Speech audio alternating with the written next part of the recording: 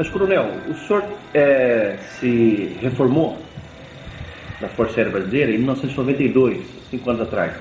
Não me passou pela cabeça de vir antes, conversar com os ufólogos e relatar isso? Eu sempre conversei muito com ufólogos, sempre conversei muito com o Banco Prete, sempre quando ele vinha ao Brasil entrava em contato comigo, com Irene Grant, com o Rafael Semperi do lá, com vários ufólogos, tá? Mas nunca eu, de modo próprio, se eu quero falar na televisão ou não, nunca me pediram que escrevesse isso, que fizesse um livro, que escrevesse alguma coisa. Nunca me interessou, nunca me motivou isso. Não. Hoje, eu já penso diferente, eu acho que já deve ser dito alguma coisa. O senhor acha que esse assunto deve ser espalhado? Deve ser explicado. Ah, é o que eu te disse, vou fazer 60 anos, daqui a pouco eu estou com 60, daqui a pouco eu chego a 70, se não, morreu o coronel e acabou. Perfeito. É. E por que o senhor procurou a revista UFO para dar essas declarações? O senhor confia que a revista vá fazer um trabalho de divulgação do que o senhor está falando, sem distorção? Veja bem, eu vou falar de Jevaé. Há muitos anos atrás, em 1970, nessa época, mais ou menos 77, 78, por aí, estive conversando com o Jevaé. 87, 88. Por aí. Estive conversando com o Jevaé e não pude autorizar que se publicasse nada. Conversamos, mas não, sem autorização para publicação nenhuma. Tá certo? Isso foi obedecido. Ok? Então, anos depois, a coisa tinha mudado. Eu já estava na reserva, eu já podia falar sem complicação, tá? Sem problemas imediatos para minha força e para mim mesmo. E por saber da seriedade da revista UFO, do Jevaé e dos amigos com quem eu sei, tá, que colaboram com a revista, eu conheço alguns, me dá mais tranquilidade de falar, se não há sensacionalismo, não há a conotação de sensacionalismo e publicar uma matéria por simples motivo de venda, vender o assunto, e sim publicar para esclarecer o assunto. Perfeitamente, muito obrigado. Não há interesse monetário nisso. Uhum. Coronel, como é que tudo começou? Como é que foi o estupim inicial? Primeiro, assim, como foi o seu interesse pelo projeto? Foi anterior à Operação Prato? Não, veja bem, em 1952, 53, eu tinha 12 anos, para 13 anos, e estava na janela da minha casa em Belém e apareceu um objeto muito grande, tá, uma luz muito grande sobre a cidade. Eu vi, e no dia seguinte, estava publicado no jornal que tinha parado, inclusive, em cima de uma federação de escoteiros, Federação Educacional Infanto Juvenil, em Belém, FEIJ, F-E-I-J. Tinha uma competição de natação e tinha parado em cima realmente, todo mundo viu. Aí eu disse, olha, garoto, eu vi uma coisa e no dia seguinte estava no jornal. E aquilo despertou seu interesse? Eu sempre acreditei em vida extraterrena, sempre acreditei na possibilidade de que eles tivessem a curiosidade de estar nos observando, nos investigando, uma forma, num planeta com vida, alguma coisa de uma inteligência fora e estivesse observando, mesmo que o contato não fosse franco. O senhor chegou a entrar na aeronáutica por causa desse seu interesse pela vida fora da Terra? Sempre tive uma paixão muito grande pela aviação e pela vida militar. E como aviador, da FAB, o senhor foi chefe do serviço de intendente do primeiro comando? Foi. Quais eram as suas atribuições dentro desse cargo? Ela dava o suporte, todo o suporte administrativo e financeiro para as ações do comando. E quanto à seção de operações de serviços de informação, conhecido como A2 Aeronáutica, da qual o senhor foi chefe também? Sim, está muito ligada à segurança do Estado, certo? Muito ligada à segurança do Estado. Combate aos movimentos subversivos, ideias xenófobas que chegavam aqui, e aquela efervescência logo após a Revolução de 64, as ações de terroristas e grupos de Partido Comunista, essas outras coisas que a gente tinha que estar combatendo isso, era a segurança do Estado. Olha, consta do seu currículo também uma função bastante interessante. O senhor foi chefe do Serviço de Operações Especiais de Selva. O senhor deve ter um monte de experiências interessantes para contar a respeito disso. A Força Aérea, ela tinha uma ideia antiga de fazer um colar de fronteiras. Era a ideia de um brigadeiro que tinha muito conhecimento da Amazônia, uma pessoa inteligentíssima, o brigadeiro Camarão, João Camarão Teles Ribeiro. E ele tinha essa ideia da formação de um colar de fronteira, ou seja, de 200 e 200 quilômetros na orla da fronteira, um campo de pouso com uma missão religiosa, protestante ou católica, e um grupo de índios, uma assistência de uma pista de pouso, um grupo de religiosos para darem a assistência e a FAB dando suporte a tudo isso. Eu, como paraquedista, eu tinha também essa maior facilidade, maior adaptabilidade a esse tipo de missão. Tá? Teve muitas missões muitas missões na selva. Conheceu muitos índios. Muitas tribos, muitos índios, abriu muitos campos. Aculturados. Aculturados, não aculturados.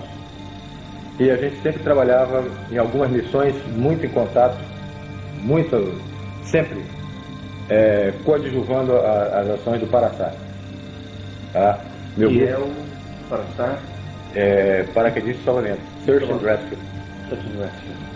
Paraquedista de salvamento. Paraquedista de SAR. Search and Rescue. Serviço de salvamento. O senhor tomou conhecimento de algum tipo de descoberta ligada à arqueologia?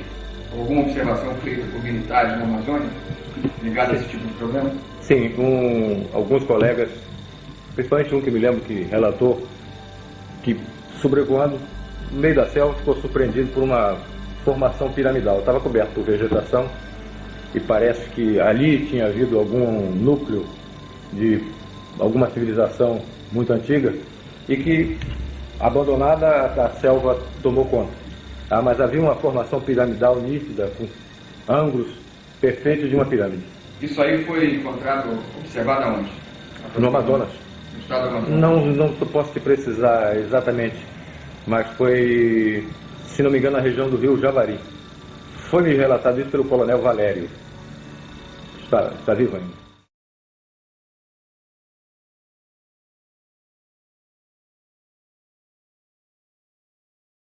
Coronel, bom, agora que a gente já sabe bastante sobre a sua atividade na Força Aérea Brasileira, eu queria agora entrar no assunto pesquisas ufológicas.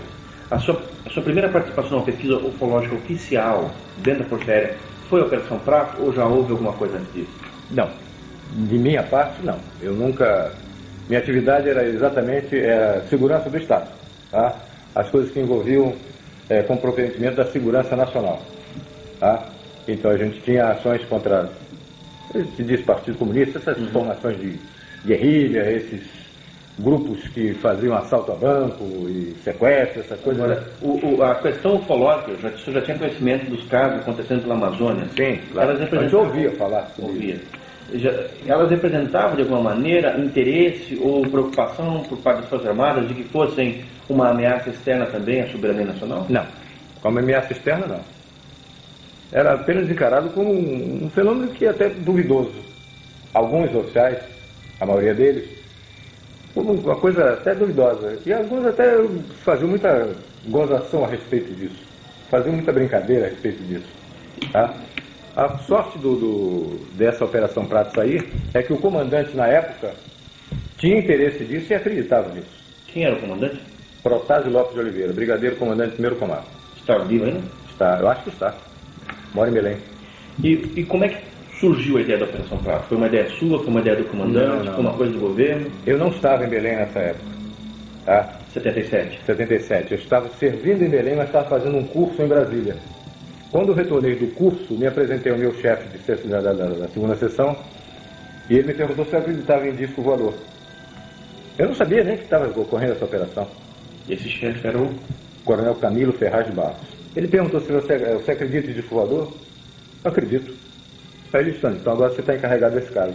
Aí me deu a pasta com o início da operação para que eu tomasse conta do assunto e ficasse encarregado do caso. De onde veio a ideia da operação chamar-se Prato? De quem veio essa ideia? Essa ideia, eu dei esse nome porque o Brasil é o único no mundo, única nação no mundo que chama disco voador de disco voador. O francês chama de soucoupe volante. Soucoupe é pires. Soucoupe, pires voador. O português chama de prato voador. O espanhol chama de platilho volante. Tá?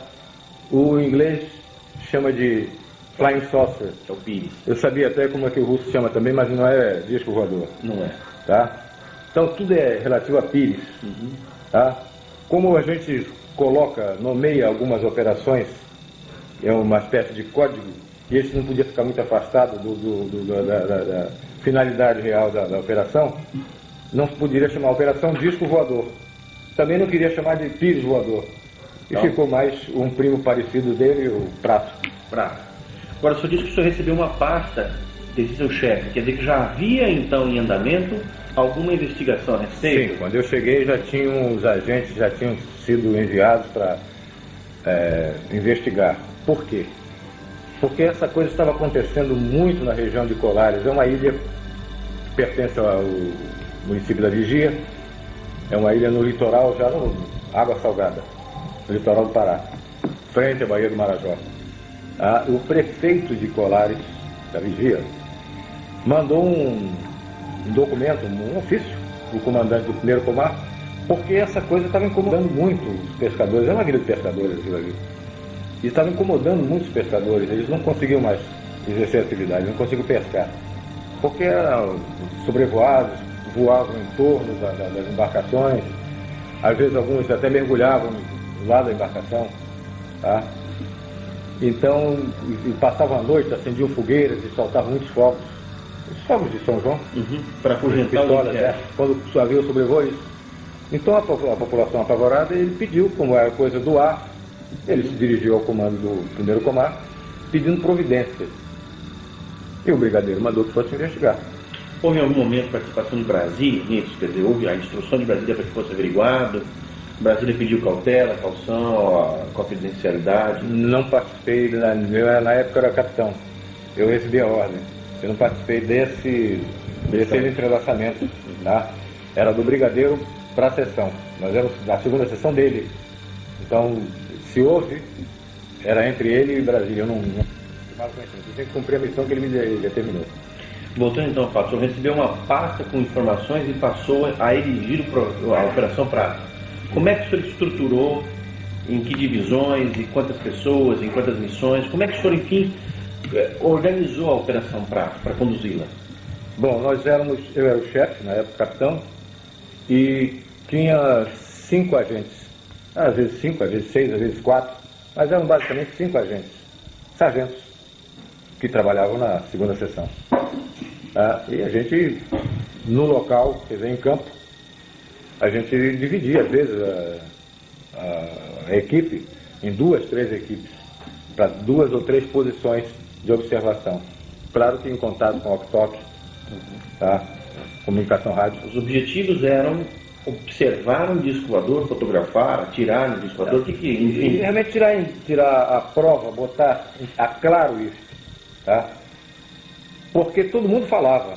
Aí apelidaram logo essas coisas que estavam acontecendo, apelidaram o chupa-chupa, tá? E ficou conhecido na época como chupa-chupa. Mas a Força Aérea precisava saber o que estava realmente acontecendo. O que era isso que estava acontecendo no espaço aéreo brasileiro? Porque nós temos a responsabilidade sobre o espaço aéreo brasileiro, como Marinha sobre a água territorial brasileira, o mar territorial brasileiro. E o Exército, a parte de segurança de terra. A nossa parte tinha que ser cumprida. E qual é a origem, vamos dizer assim, desse nome? O que motivou, vamos dizer assim, esse tipo de denominação por parte da população em relação ao fenômeno? Bom, havia uma série de relatos de pessoas que tinham sido atingidas por uma luz e que julgavam que ele estivesse sugando o sangue das pessoas, porque realmente, depois a gente foi verificar, tinham algumas, principalmente mulheres, no seio esquerdo, uma marca, como se fosse 2 furos de agulha, tá?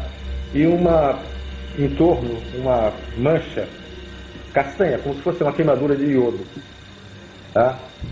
As pessoas diziam que tinham sido sugadas, o sangue tinha sido sugado, uma parcela pequena do sangue tinha sido retirada. Então passaram a apelidar de chupa-chupa por causa desse fato.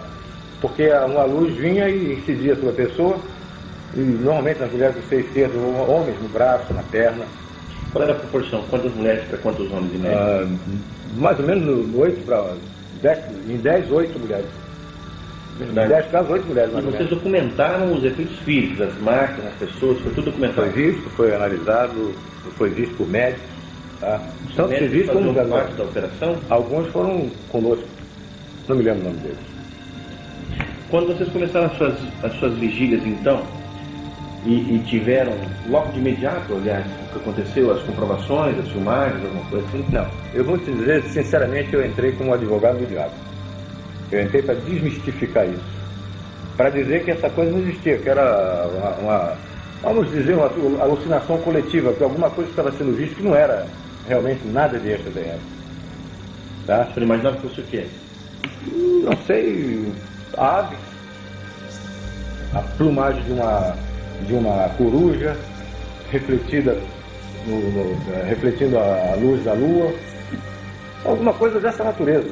Mas tá? nunca que podia imaginar até que fosse, mas não acreditava que estivesse vendo isso.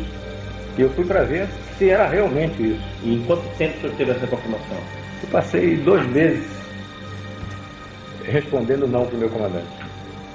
Eu, quando voltava, passava uma semana e voltava no fim de semana para conviver um pouquinho com a família. O senhor passava semanas inteiras no mato, tá? E voltava fim de semana e a minha resposta para o comandante era não. Ele perguntou: você viu alguma coisa? Não. Eu vi luzes, mas nunca vi luzes que piscavam, passavam abaixo assim, mas nunca nada. Era realmente muito estranho. Mas eu não podia dizer o que era. Não vi. Eu via luzes, mas vi luzes, não sei o que é isso. E ao menos isso durante a noite? Durante a noite. E durante o dia você tinha alguma atividade também incorporada ao projeto? Também. Operação Próxima? Entrevistas, a gente ia procurar ver as pessoas, entrevistar, preparar os locais onde a gente poderia ir de noite. A gente sabia que na noite anterior apareceu em tal lugar. A gente tinha várias informações a respeito daquele lugar, então provável incidência seria naquele lugar e a gente se deslocava para lá. No lugar mais provável do acontecimento. Você tinha também acompanhamento do fato, coletando informações das testemunhas? Isso, sempre fazendo, botando o nome da pessoa, para colocar no relatório. Um formulário próprio, um procedimento, uma metodologia de coleta. Isso. E a gente sempre botava o nome da pessoa, localidade, horário, como foi, descrição de cada fato de perfil. Tá? Na mesma localidade aconteceram 3 casos naquela noite. A gente ouvia as 3 pessoas. Que tipo de descrições que as pessoas davam, as mais comuns? Não, tinha algumas estranhas e que a gente foi depois comprovar que tinham acontecido. Desmaterialização de parede inteira, de telhado. Como assim? A primeira senhora que eu entrevistei em Colares, eu tinha saído de helicóptero de Belém para Colares. Pousamos em Ibituba para colher uns dados, fica perto de Colares. E decolamos de helicóptero para Colares. Chegamos em Colares e eu fui ouvir uma senhora que tinha sido queimada por esse tal do chupa-chupa que falava. Eu vi, realmente, ela me fez a exposição do seio esquerdo, tinha marca, como eu descrevi, marca castanha, como se fosse uma queimadura, e 2 pontos, tá? De perfuração, às vezes era 1 ponto, tá? Quando nós estávamos conversando com ela, ela me descreveu que estava sentada numa rede, fazendo uma criança dormir, tá? E de repente o ambiente começou a mudar de temperatura. Começou a ficar uma temperatura estranha. Ela achou esquisito aquilo, mas nunca ia imaginar o que iria ocorrer a seguir. Ela, deitada na rede, viu que a telha começou a ficar avermelhada como se você tivesse chegado um charuto numa folha de papel. Ela foi ficando avermelhada, depois ficou vendo o céu. A telha desapareceu. Ficou como se fosse um vidro. Ela via o céu. Tá? Ela via do outro lado, ela estava vendo as estrelas. Tá? Aí eu fiquei mais preocupado ainda, fiquei mais curioso ainda. E esse povo parecia ser sincero. Tá? E desse buraco que ela falou, que apareceu lá, veio uma luz verde, primeiro, que ela ficou meia dormente, e logo em seguida um raio vermelho. Uma luz vermelha, um raio vermelho. E atingiu o seio dela. O seio dela, seio esquerdo. Sempre do lado esquerdo. A maioria das vezes do lado esquerdo. Na hora que nós estávamos falando, que ela estava explicando isso, uma menina disse, olha, está passando aqui em cima. Em aviação a gente divide o céu em 8 partes. Tá? Questão de meteorologia. Ou seja, o céu com 0/8, ele está claro, sem nuvens. Sem nuvem nenhuma. Com 1/8 tem poucas nuvens, 2/8, até 8/8 está completamente cheio de nuvens. Tá? Nesse dia o céu estava com, vamos dizer, 5/8. Ou seja, quase todo coberto. No buraco, quando eu saí da casa, eu estava conversando com essa senhora. Quando eu saí da casa, eu realmente vi passar num buraco da nuvem, que a moça estava contando, passou uma luz com velocidade razoável, não era muito veloz, e piscava. Piscava sempre, ó, com oscilação de 1 segundo. Isso. Piscando, passou na direção norte. Tá? Eu olhei e disse, pô, pode ser até um satélite. Porque o satélite até as 8h30 da noite ele ainda tem a iluminação do sol. O satélite artificial nosso, sim. E ele podia, por algum movimento de rotação dele, alguma coisa, ele está emitindo aquela luz piscante. Só que essa luz voltou. Logo em seguida ela voltou, o satélite não volta. Ficou mais estranho ainda. Mas eu não podia dizer que isso era um disco voador. Eu não estava lá para dizer que aquilo, qualquer coisa que aparecesse era um disco voador. Eu estava a tirar limpo essa história. E essa era a minha missão. Na região, por parte da Força Aérea, existia algum tipo de equipamento de radar que pudesse confirmar ou ser utilizado para acompanhamento desses fenômenos? Não, só no aeroporto de Belém é radar fixo. Radar do aeroporto e radar fixo.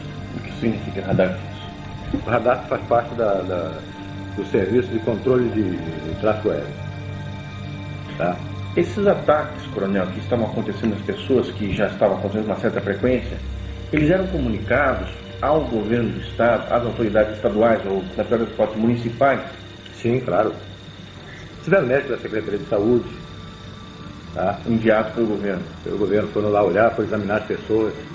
E daí, eles confirmaram os fatos? Eles ouviam o lugar queimado e examinavam, tomavam depoimento do paciente, procuravam, mas não fazer mais nada, porque não tinha, isso não acarretava nada.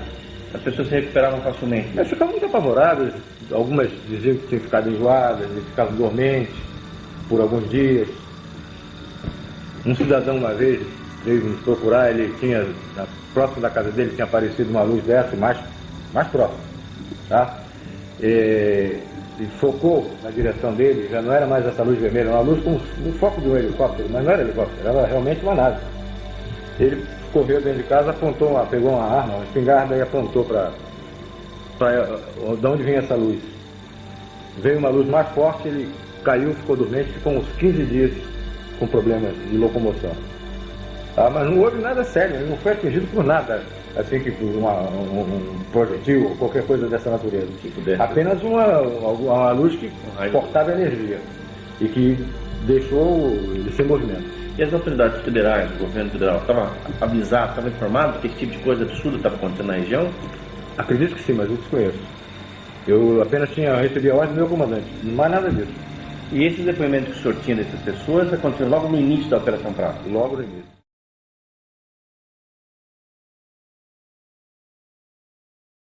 Quando foi que o senhor teve o seu primeiro grande contato?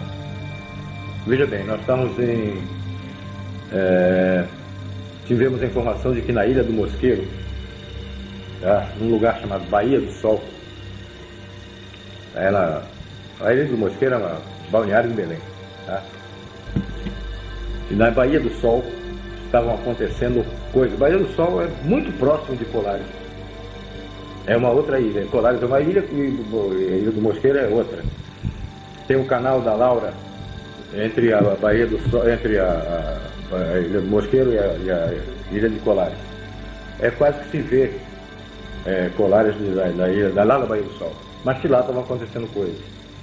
Nós, como estávamos investigando tudo, e qualquer indício era pesquisado, nós nos deslocamos para a Baía do Sol.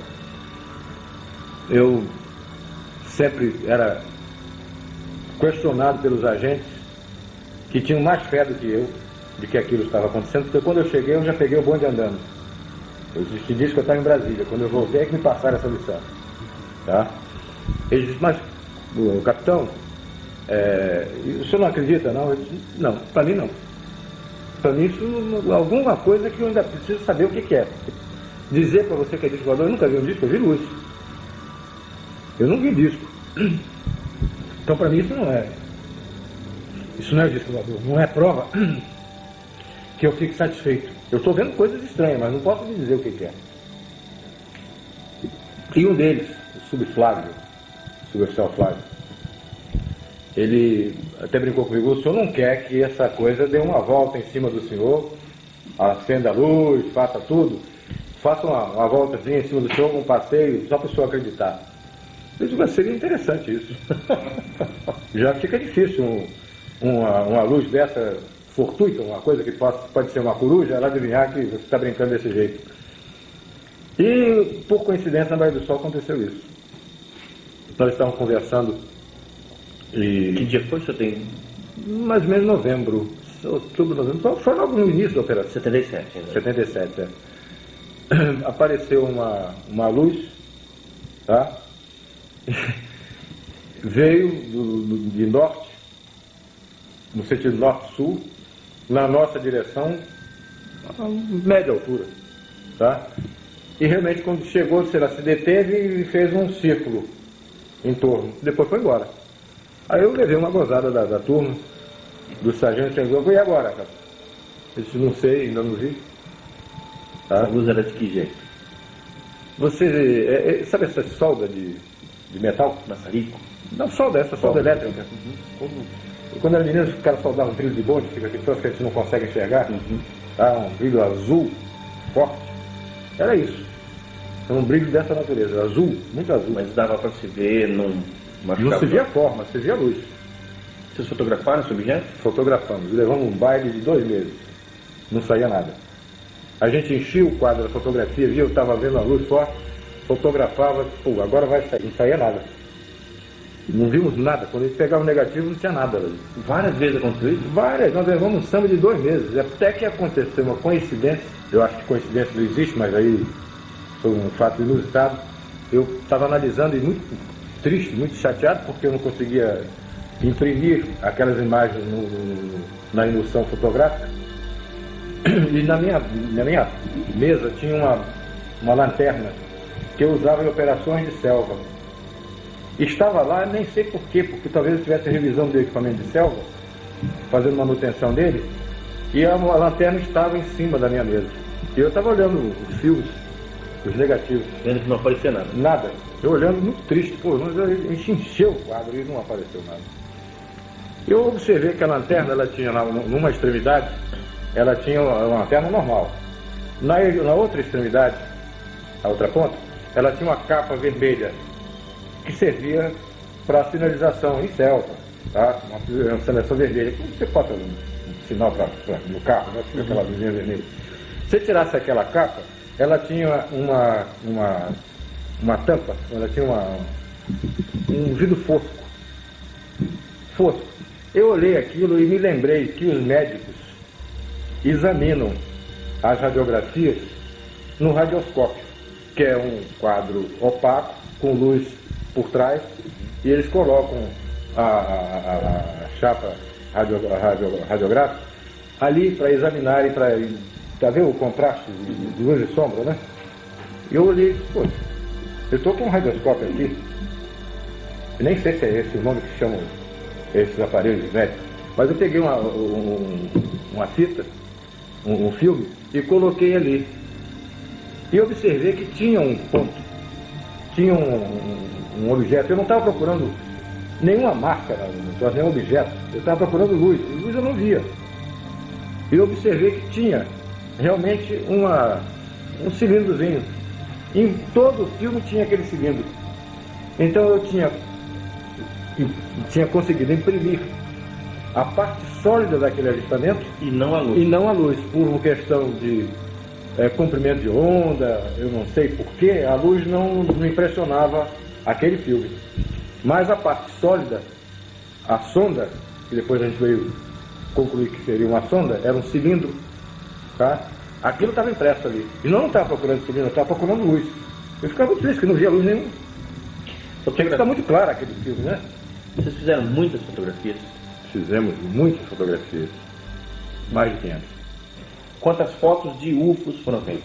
Quase todas tinham 500. 500. E eram todas catalogadas? Eu guardava aquilo, eu estava até muito triste, porque aqueles rolos de filme ficavam na minha frente, eu ficava olhando, pô, 2 meses quase de trabalho e não consegui nada. Não saía luz nenhuma naquilo. Eu estava procurando ver o que eu, no negativo, o que eu tinha visto. E não aparecia. Então, depois nós fomos olhar com curiosidade e fomos ampliar, passamos para o laboratório para ampliar aquilo. Realmente era a sonda que estava ali. Era sonda. Era uma sonda. E depois que a gente estava com dificuldade já nessa parte técnica fotográfica, eu tinha um irmão da maçonaria chamado Milton Mendonça, já faleceu. Ele era cinegrafista da TV Liberal e era esperto em fotografia. Eu pedi a ajuda dele, porque confiava nele. Sabia que ele, participando da operação, ele não ia comentar com ninguém. Eu tinha absoluta segurança de que o assunto ia ficar restrito ao nosso grupo. Informei o meu comandante de que eu estava com dificuldade na parte técnica de fotografia e pedi essa ajuda ele autorizou. E o Milton, algumas vezes, esteve conosco e sempre auxiliava. Nós passamos a usar fios especiais. Fios infravermelho, ultravioleta, eu não sei se o nome certo é esse, tá? Mas passamos a usar fios especiais. Pedimos a Brasília e eles mandaram esse filme para nós. E o resultado passou a ser Bem melhor. objetos grandes. Já passamos a ver alguma coisa, filme, a luz e outras formas que a gente nem imaginava que pudéssemos impressionar a emoção com essas formas. Esses objetos vistos, qual era o padrão mais comum quanto à forma? Ou quais padrões apareciam e foram constatados por vocês? No início nós vimos o que todo mundo falava, inclusive o padre Alfredo Delaó, já morreu também, padre americano, que era o pároco lá de Colares. Ele me falava de uma sonda que ele tinha visto várias vezes, era como se fosse, e mais ou menos do tamanho de um tambor de óleo de 200 litros. Essa sonda voava com um voo irregular, ela não tinha um voo seguro, ela voava como se estivesse balançando. E emitia luz. E às vezes andava uma ou duas juntas. Saía de onde? Ia para onde? De repente a gente via a luz e ela vinha em cima normalmente em cima da equipe. Vocês chegaram a perceber algum tipo de interação em relação ao que vocês estavam fazendo e o próprio fenômeno? Algum tipo de reação do fenômeno em relação ao que vocês estavam fazendo? Uma coisa muito estranha, essa pergunta é muito interessante. Eles nos parecia que eles tinham absoluta certeza onde nós estávamos. Eles não procuravam. Eles estavam em cima da gente. Depois de algum tempo que nós estivemos lá, vamos dizer, depois de um mês, as coisas eram em cima da equipe. Eles já estavam em cima da gente, eles sabiam o que a gente estava fazendo. Você podia se deslocar, você estava aqui e ia para outro lugar. É lá que eles iam. Como se eles tivessem conhecimento da nossa movimentação, sabiam com segurança onde nós estávamos. E o que estavam fazendo? E o que estavam fazendo. Por exemplo, esse caso que eu te falei da Baía do Sol. Nessa época, o pessoal já está terminando a aula e aí fica muita gente na praia, né, à noite, o pessoal, a rapaziada, a juventude namorando, e vamos dizer, tem umas 100 mil pessoas ali na orla, no fim de semana. Pô, eles não apareceram em cima da gente, lá na Baía do Sol. Essa curva que fez em cima foi num lugar tudo escuro, não tinha mais ninguém, só estava a nossa equipe lá. A coisa veio e fez a curva em cima da gente. E os caras bigodaram, e agora? Agora Esse foi o primeiro grande acontecimento envolvendo o senhor? Foi o primeiro acontecimento, não digo grande, mas significativo. E daí, o que vocês fizeram?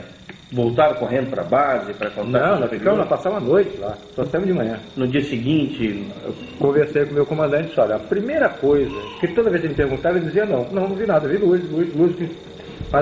Mas eu relatei a ele que tinha acontecido uma coisa estranha.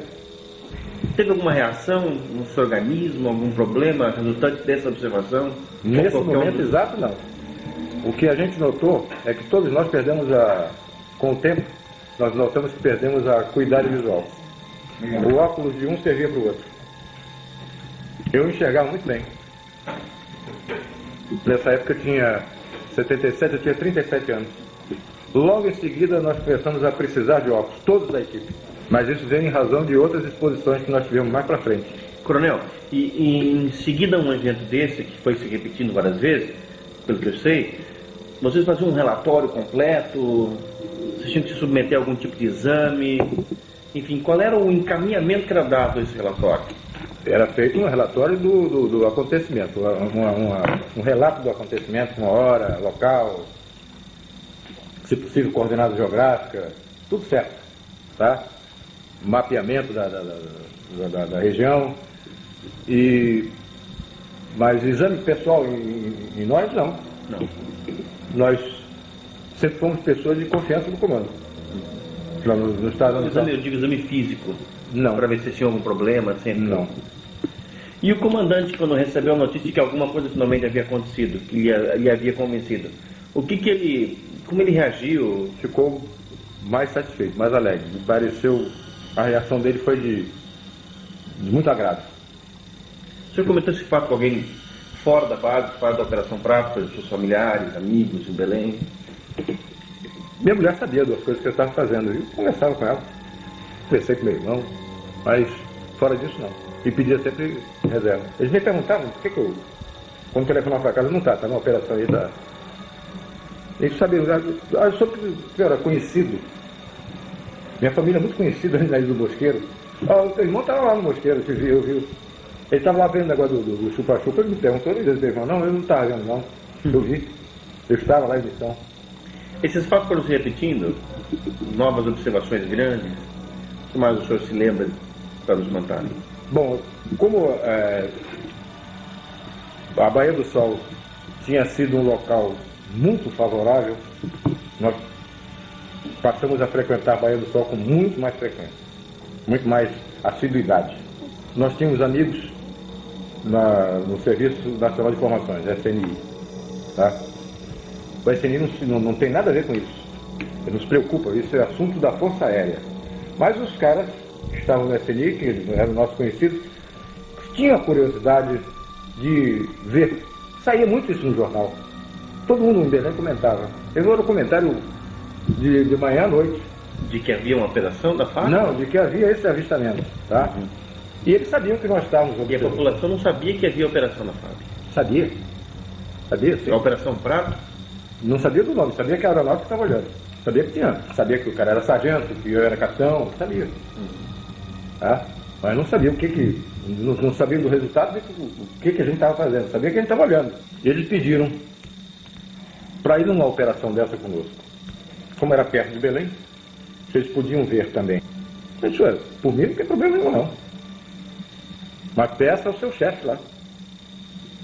O chefe do Serviço Nacional de Informações, na época, era da Aeronáutica também.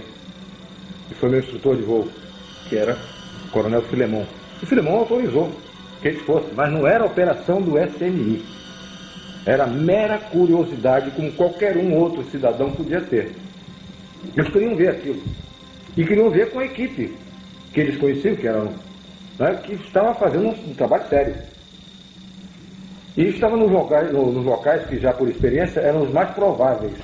Então não teriam nenhuma possibilidade de perder assim muito tempo. Eles foram, marquei, foi interessante isso que meus filhos tinham pedido para comprar uma árvore de Natal pequena. Eu tinha uma árvore montada grande em casa, mas eles queriam para eles uma pequenininha, coisa de criança. E eu fui buscar eu tinha que buscar essa árvore de Natal num supermercado grande que tem lá, não me esqueço o nome. Pão de Açúcar, uma coisa assim. Jumbo. Mercado Jumbo. Mas era da rede Pão de Açúcar. Não estou fazendo comercial do Pão de Açúcar, né? Então eu disse para a minha equipe que o Milton Mendonça estava nesse dia, esse cinegrafista do TV Liberal, que estava por mera contribuição, ele não estava, não era obrigado a isso, ele apenas nos ajudava. Aí autorizado, era do conhecimento do comando. E nós chegamos lá às 6 horas da tarde, montamos o equipamento fotográfico, montamos tudo, tá? E ficamos num lugar escuro, reservado, ficamos observando, ver o que viria. E eu disse, olha, mas hoje eu vou voltar mais cedo. Tem que estar em Belém às 8 horas, porque eu vou pegar minhas crianças e vou ao supermercado fazer a tal da compra da arvorezinha de Natal. Às 6h30, mais ou menos, passou muito alto. Passaram 3 pontos luminosos alinhados. Muito alto. E a grande velocidade. A velocidade, eu sou da Força Aérea, conheço avião, é maior do que a velocidade de um avião de linha. Estavam voando muito alto no sentido oeste-leste. Ou seja, da Cordilheira dos Andes para o Atlântico. Muito alto. Passaram os 3, uma velocidade muito grande. E, 7 horas da noite, mais ou menos, da região do norte para o sul. Ou seja, da Califórnia, Triângulo das Bermudas, para Brasília. Nesse sentido, mais ou menos. Passaram 2 objetos, 2 luzes, piscando, alinhadas também, uma atrás da outra. Passaram no sentido norte-sul. Esperamos mais um pouco, começamos a desmontar, e o pessoal do FMI não chegava. Esses amigos não chegavam. Eu não podia esperar. Então nós começamos a desmontar o equipamento, guardar nas caixas e colocar no carro. Quando eles chegaram e perguntaram, eu até brinquei com eles, foi que houve? Marquei 6 horas, vocês chegaram 7 e pouco. Aí disseram, tem um problema na saída e tal, coisas de trânsito. E eu disse, aí ele me fez uma pergunta idiota, um deles me fez uma pergunta idiota. Ele disse, olha, passou agora, se vocês estivessem aqui comigo, 6h30 passaram 3 luzes muito altas, mas vocês teriam visto. E às 7 horas, de novo. Mas agora eu estou indo embora. Aí perguntou, e que horas passa a outra? Eu digo, eu não sei, isso não é bom de pôr. Não é? Que horas passa a outra? Perguntou, fez a pergunta idiota. E que hora passa a outra? Eu digo, eu vou saber, pô. Fica aqui como eu fico a noite inteira, pô, olhando para cima. Tá? Aí, mas quando nós estamos conversando isso, um deles disse, olha aqui, em cima. Olha para cima, nós olhamos. Aí o herói brasileiro tremeu nas calças, porque eu olhei e tinha um troço enorme em cima da gente, um disco preto, escuro, parado em cima da gente. Não estava mais de 150 metros de altura. Ele estava parado em cima de onde nós estávamos. Sem luzes, não, tinha uma luz, ruído. Tinha uma luz no meio, tá? Amarela para âmbar, tá? E fazia um barulho assim de ar-condicionado. E alguma vez assim, aparecia esse barulho de bicicleta, aquela catraca de bicicleta. Fazia um barulho assim como se fosse uma catraca de bicicleta quando você pedala ao contrário. Tá?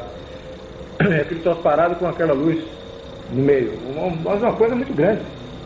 Eu acredito que uns 30 metros de diâmetro. Tá? Aquele troço parado em cima da gente. Nós ficamos olhando e logo em seguida começou a emitir uma luz amarela muito forte. Clareava o chão. Muito forte. Ele repetiu isso a intervalo curto, umas 5 vezes. Qual foi a reação do pessoal do CNI? Não, de todo mundo, não foi só do CNI, não. Olha, foi tão inusitado, eu nunca tinha visto isso, já estava quase 2 vezes nessa história, e nunca tinha aparecido dessa forma para gente. Tá?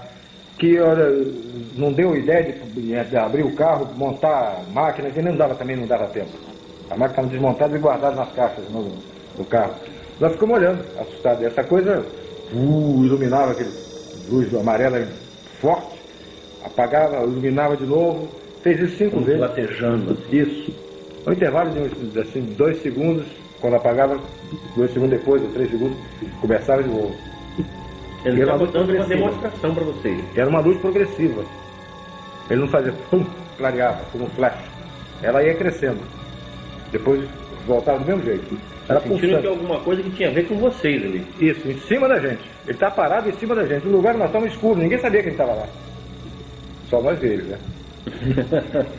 Agora eu sei que só nós e Houve ele. alguma outra ocasião em que outras equipes de outros órgãos do governo? Não. O que eu sei é que houve um vazamento dessa operação, dessa incidência de avistamento. Eu acredito que o foco disso foi no Aeroclube. Tá? E Clube de Belém. de Belém. E uma equipe um jornal da época, não sei se esse jornal existe, eu acho que ele foi comprado, era o jornal, parece que era o Estado do Pará. A equipe do Estado do Pará foi para o lugar onde a gente ia, eles foram mamar na teta, né? Eles já sabiam onde é que a gente estava, eles foram por ali. Nesse dia nós não estávamos lá, nós estávamos em outro lugar. Eles foram ver essa coisa e não se deram muito bem, não. Tá? Viram alguma coisa? Viram uma coisa que eles nunca mais voltaram para ver. Eles juraram que nunca mais fariam uma missão dessa. O que aconteceu? Eles viram uma luz se aproximando, essa luz veio muito baixa, entrou para esse canal que eu falei para você que fica entre a ilha do Mosqueiro e a ilha de Colares, o canal da Laura, chama de Boca da Laura. Ele entrou para lá no rumo desse canal, eles pegaram o carro e foram para lá. Essa luz se dirigiu para eles, na direção deles, focou em cima deles, eles estavam no carro, o teto do carro ficou translúcido, Transparente também, igual no caso da... igual como se fosse um vidro. Tá? Eles estavam vendo o céu, ele fez evoluções em cima, passou, parou de volta, e focava em cima dos caras com uma luz muito forte. Eles fotografaram isso. Mas não foi publicado. Foi publicado, sim. Foi publicado? Foi publicado. Em uma página inteira do jornal, ou duas. Mas com uma nitidez incrível. E depois do susto que eles tomaram, alguns parece que até tiveram acesso de vômito, alguns se descontrolaram emocionalmente, pegaram o carro e sumiram, foram embora. No dia seguinte, ou 2 dias depois, esse troço está publicado no jornal. Uma reportagem vasta. Quem pode dar informação dessa reportagem é o Pinon. É fácil encontrar no Aeroclube de Belém. Era piloto, comandante Não é Pinon. muito ligado a uma pessoa que está bem ligada a nós. Que é Daniel Rebito. um empresário, um empresário paulista, ele fala lá, que é o José Luiz Leandro Martins.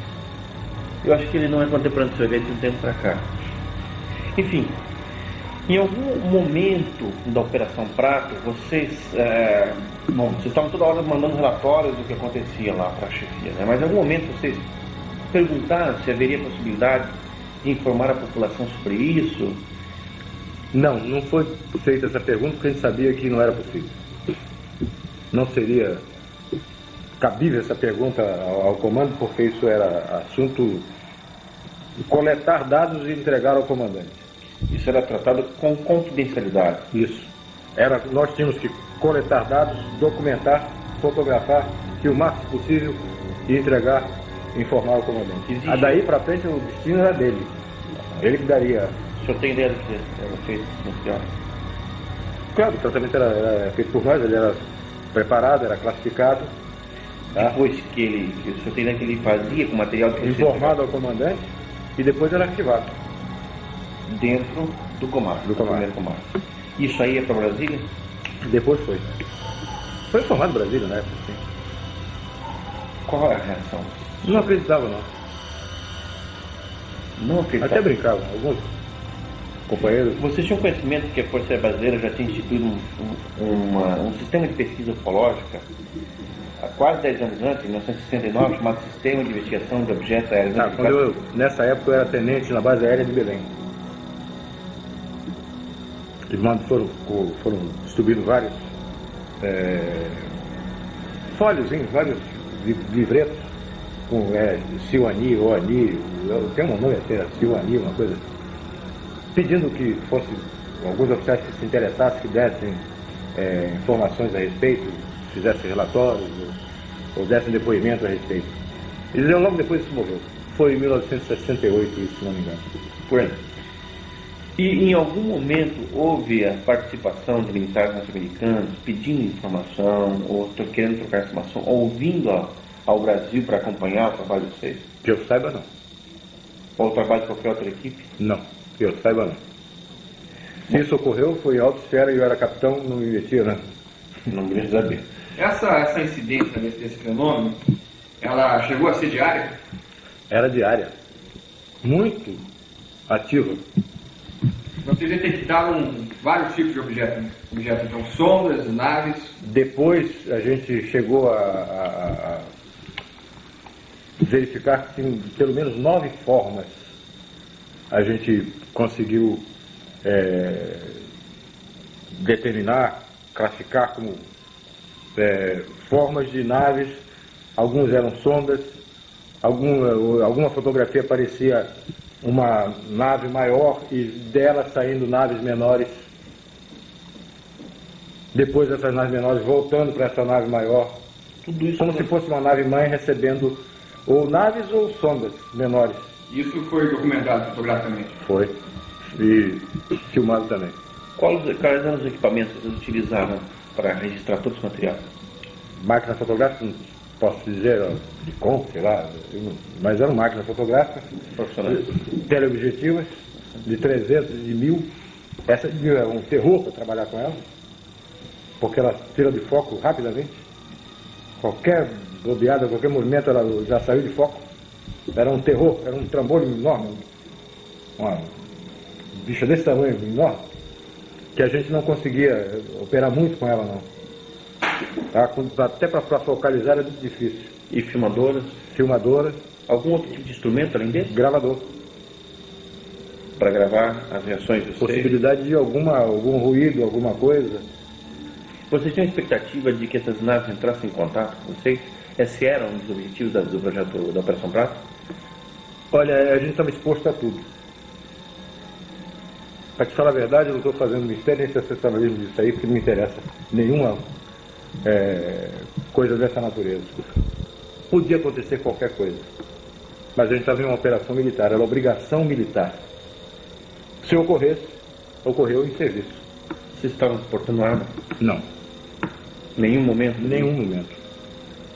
Eu nunca pensou em levar uma arma?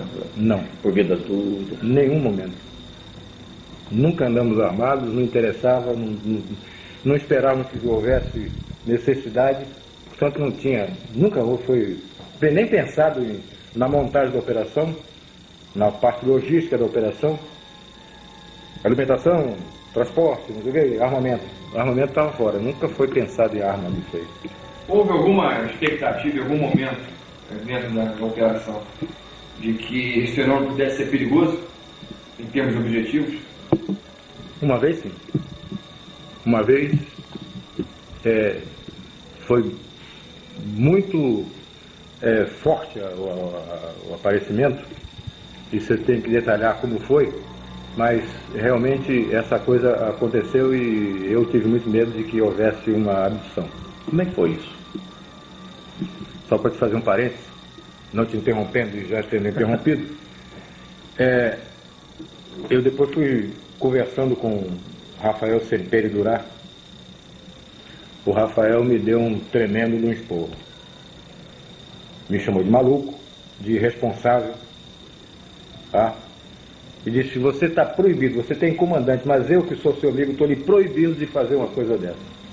Nós estamos numa embarcação, ancorada na margem do rio, e a coisa parou na frente da gente a 70 metros. Como é que era essa coisa? Bom, para te responder essa pergunta, eu tenho que dizer por que nós estávamos lá. Vamos ouvir então a história completa.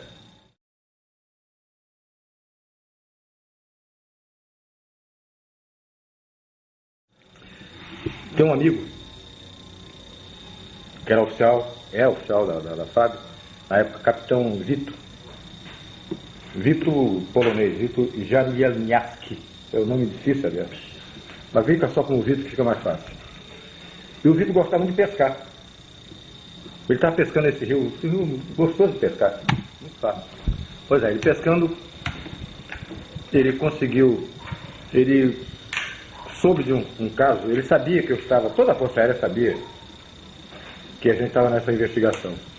Ele soube de um caso de um rapaz que trabalhava como, ele apanhava barro para essa olaria, tá? Ele tirava barro lá no rio para essa olaria. E ele soube de um caso que ocorreu com esse rapaz e sabia que eu estava investigando e foi me procurar, me contando sobre o Luiz. Essa olaria é a olaria Koiffer, de Paulo Koiffer, dono do Foto Koiffer lá em Belém. Keuffer, é K-E-U-F-F-E-R. E ele me falou sobre esse Luiz. Eu mandei buscar o Luiz. Mandei um agente lá com um carro apanhar o Luiz, que eu queria conversar com ele. Ele me contou um fato incrível. Ele, quando estava colhendo barro, ele viu vestígios de que havia caça comendo restos de flores de uma árvore que estava em floração, tá? Na beira do rio. Ele acompanhou e viu onde é que essa caça comia. Era a paca. Você conhece a paca? Conhece. Tinha uma paca comendo nesse lugar. Eu disse, pô, eu vou voltar para pegar essa paca, tá? Vou matar essa caça aí. Levou o barro para a olaria, esvaziou o batelão, era uma embarcação de uns 7 a 9 metros, motor de centro. Ele foi, deixou o barro lá, esvaziou a embarcação, passou na casa dele, apanhou uma espingarda e voltou para lá de dia. Preparou um giral, onde ele pudesse ficar, numa árvore baixa, armou uma rede e ficou com a lanterna e a espingarda lá para esperar que a caça chegasse para ele atirar. Escureceu, ele estava lá em cima no giral, sentado na rede dele lá, esperando ouvir algum barulho para começar a se preparar para atirar na caça.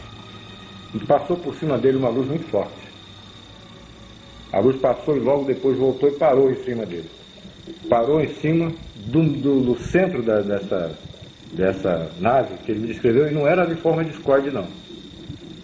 Era uma forma como se fosse a cabine de um Boeing, uma forma elipsoide. Do bojo do ventre dessa nave, abriu uma porta e desceu um ser, com forma humana. Desceu, eu perguntei a ele se desceu por escada de corda ou de metal, alguma coisa assim. Ele disse, não, ele desceu sim, tinha um foco de luz. Ele desceu, né, com os braços abertos assim, forma de delta. Ele desceu.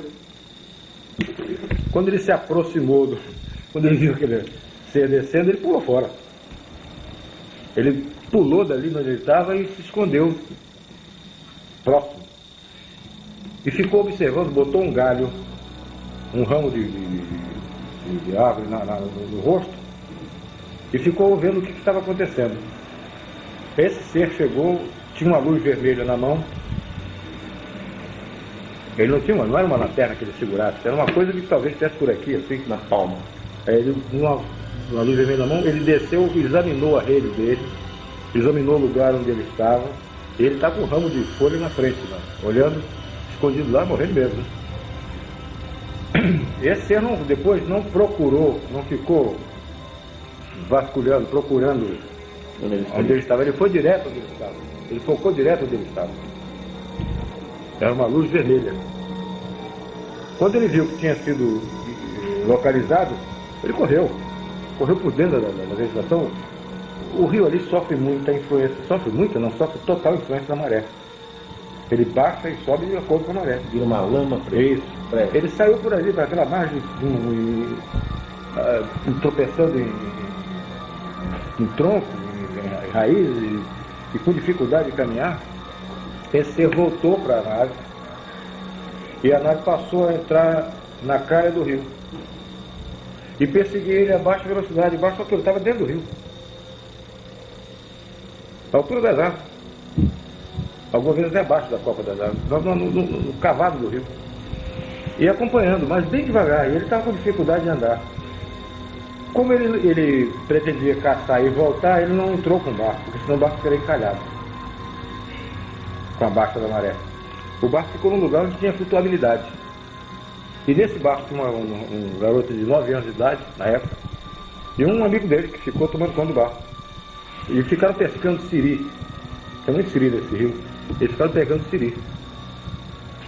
E o cara estava ouvindo com o radinho o jogo do Campeonato Brasileiro, esse jogo de futebol que passa à noite. Aí estava ouvindo. E ele veio andando, veio correndo e gritando. E gritava para chamar a atenção dos amigos, que ele queria entrar no barco e ir embora. E essa coisa atrás dele, acompanhando. Ele, quando chegou perto do começou a gritar desesperado, até que o garoto chamou a atenção do companheiro dele, e o cara largou o futebol e olhou, ele apontou, olha ali, o cara viu. Todos eles viram, quando eles viram, eles pularam para dentro d'água. Em vez de ajudar o Luiz, eles pularam dentro d'água, abandonaram o barco. E o Luiz, como não tinha nem barco, não tinha mais companheiro no barco, ele se escondeu. Aí ficaram os dois dentro d'água e o Luiz escondido no mato, que margeava o rio. Essa nave parou em cima do batelão, o C desceu, com a mesma luz vermelha, examinou todo o barco, procurou em todos os lugares, olhou, examinou o barco, e eles estão vendo isso. Aí ele subiu, foi para a nave, fechou e a nave disparou e foi embora. Eu conversei com eles e disse, eu vou lá amanhã. Amanhã eu quero estar nesse lugar. Nesse mesmo lugar onde você esteve eu vou. E nós fomos para lá.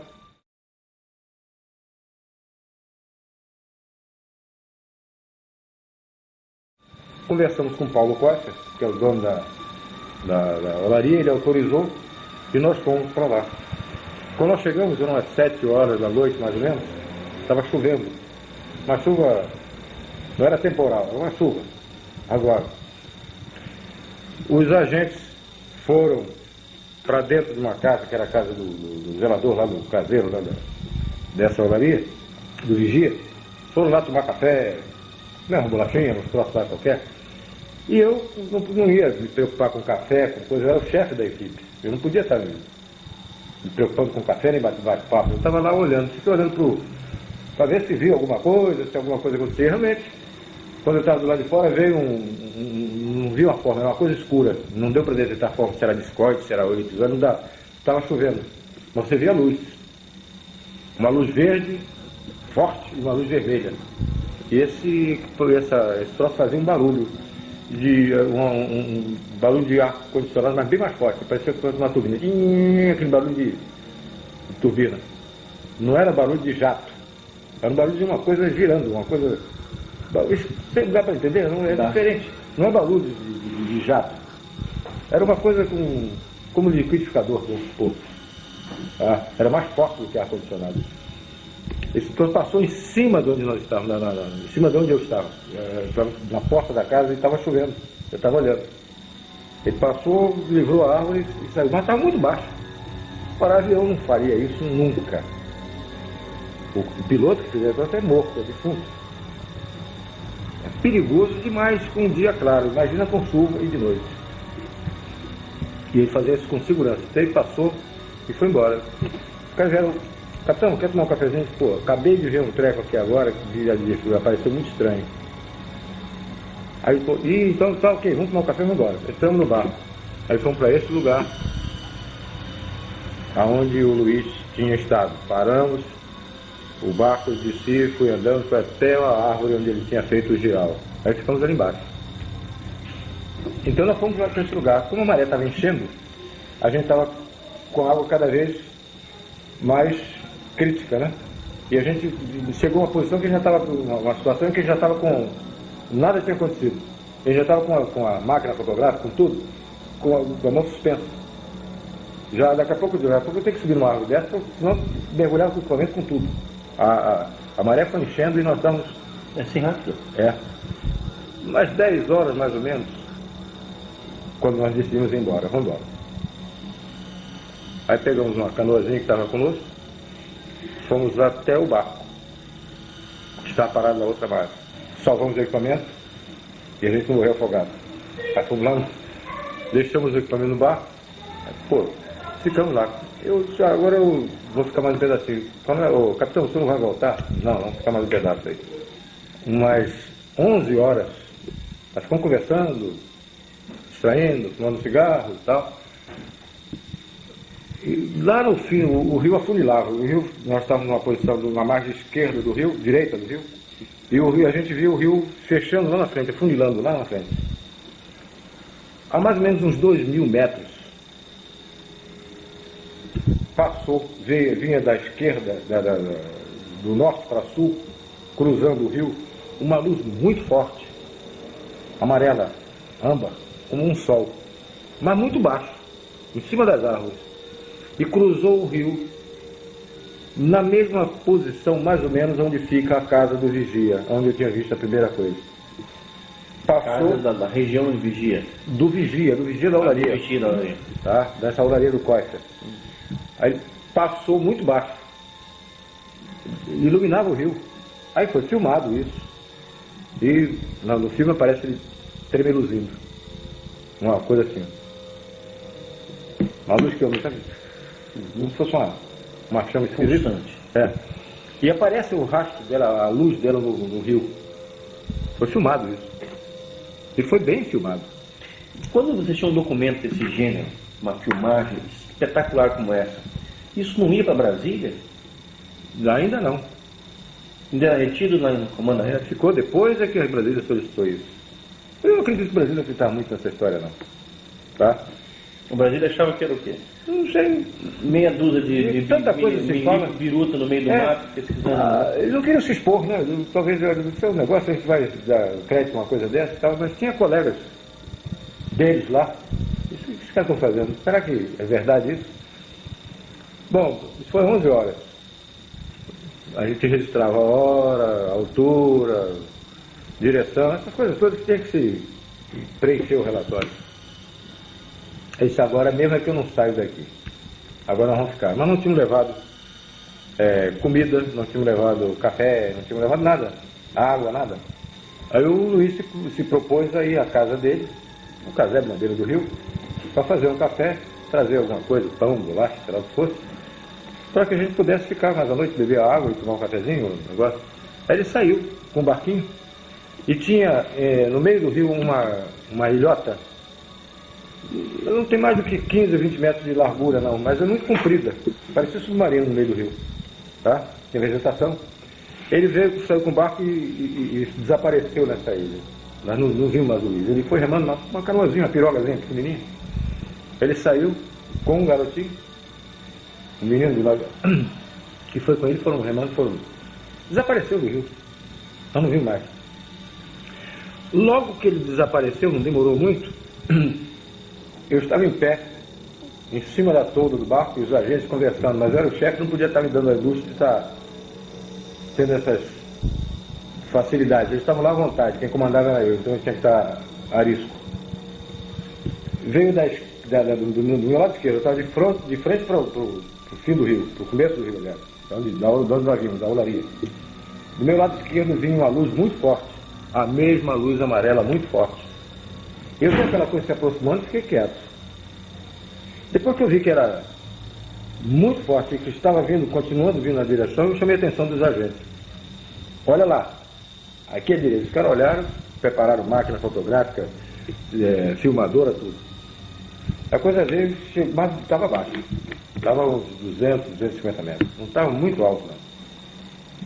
Passou em cima da gente. E quando chegou perto, na margem do rio, apagou aquela luz amarela, aquela luz forte, amarela, aquele sol amarelo, que a gente não via forma, só via luz. Apagou, de repente. Aí nós vimos uma forma estranha, uma forma de uma bola de futebol americana, aquela bola de ponta, tá? Aquela bola de futebol americana, muito grande, e como se fosse esse abajur, translúcida, tá? Só que tinha janelinhas no meio, toda a extensão dela tinha uma janelinha. Eu não vi ninguém atrás daquela janela, mas que tinha janela, tinha, tá? E era uma coisa muito grande, mais ou menos uns 100 metros, bem grande, uma bola de futebol americana grande passando em cima da gente, a baixa altura, e fazia um ruído estranho, fazia um ruído de esse ar-condicionado. Quando ele passando devagar em cima da gente, de propósito, devagar, bem devagar. A máquina filmadora estava acionada e o mecanismo dela faz um ruído. Eu pedi que o agente que estava mexendo, estava filmando, que ele parasse de filmar. Porque eu queria tirar dúvidas. Eu não queria confusão desse ruído da máquina com o ruído que eu estava ouvindo. Aí ele bati no japonês, eu falei que o cara era japonês, bati no japonês e ele parou. Um é Flávio, o outro é japonês. É. Ele parou de... Você está ouvindo? Ele estou. Era esse barulho da catraca. Aquele... Tinha um barulhozinho desse esquisito lá no meio. Tá? No meio desse barulho, esse oscilante. Tá? Aí ele continuou filmando, fotografando e tudo. Essa coisa passou, foi embora. Entrou no rumo do continente, do lado de Belém, foi embora. Não desapareceu, foi embora. Tá? Aí, bom, agora piorou, agora mesmo só sai daqui quando eu vi mais coisas, porque agora está pintando que pode acontecer mais alguma coisa na frente. Era mais ou menos, isso foi 11 horas, 11h30 por aí. Tá? No relatório está a hora certa, eu já faz tantos anos, mas era em torno de entre 11 horas e meia-noite. Tá? Nós começamos a conversar, a comentar, pô, mas que troço esquisito, você viu, janelinha? Eu quero a história de detalhamento, pô, mas que tal, parece uma bola de futebol americano, parece, pô, não sei o que, tudo bom. 1h da manhã, entre 1h30, no relatório está preciso isso, ela veio acompanhando a mesma luz, só que não era mais âmbar, né? Era uma luz azul, muito forte. Ela veio acompanhando a lateral, a margem do rio oposta onde nós estávamos. Ela veio acompanhando e a gente vendo, olha ali. Olha lá, e veio, quando chegou na direção da ilha, ela entrou na direção de Belém. Mas estava muito baixo, na altura das árvores, passando a copa das árvores. Mas uma luz muito grande, um troço enorme. Essa foi a situação mais complicada, o caso mais extraordinário que o senhor viu dentro do projeto da Operação Prato? Foi. Ela aproximou, ela entrou para o Belém, depois ela voltou na nossa direção. A gente estava vendo que tinha uma luz lá embaixo, através das árvores, a gente via que aquela luz tinha penetrado pela mata dentro. Mas ela voltava na nossa direção. Ela veio e ficou postada na nossa frente, na outra margem do rio. Sabendo que vocês queriam. Parou na nossa frente, e depois eu fui por curiosidade, depois aí por questão de exatidão do relatório, eu fui medir essa distância. 60 metros. Tá? Ele parou e ficou parado na nossa frente. Aquele monstro, um sol azul. Era um brilho muito forte, mas que você podia encarar, você podia ficar fitando. Ela não te machucava a vista. Janelas? Não via nada, só via aquela luz muito forte. Tá? Muito forte, um azul estranho, mas muito alto, muito grande, um sol enorme na nossa frente. Imenso, um troço inacreditável, incrível. Nós ficamos parados olhando, e agora? Aí eu fiquei com medo. Pô, agora está muito perto. Estava do outro lado do rio. É menos do que a distância de gol a gol no campo de futebol. É imenso. Tá?